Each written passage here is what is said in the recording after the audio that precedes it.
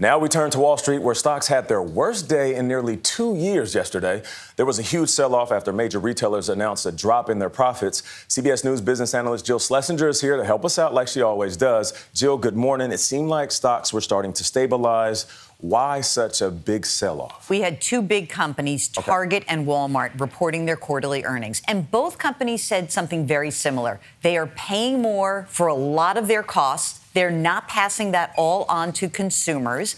And at the same time, their favorite customers are coming into the stores, but they're not buying as much. And when you think about Target and Walmart, they're kind of bellwethers for us, for consumers. And so now the fear is among investors, high prices, people not spending as much, corporate profits going down, maybe there's a recession, and oh boy, did we see that selling escalate yesterday. Okay, we'll talk about investors in a second, but speaking of recession, is this a sign that a recession is coming?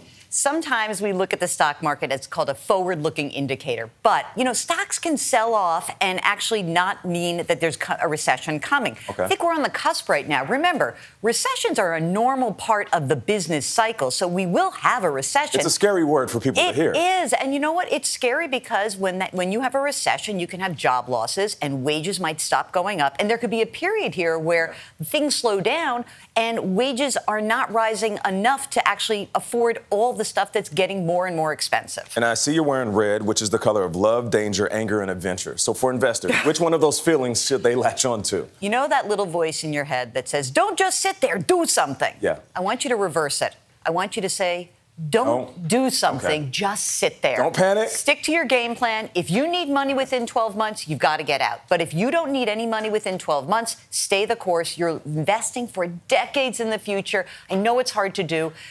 Deep cleansing breath. Just relax. Don't panic. Try. Jill, you're the best. Dollar Jill. Thank you so much.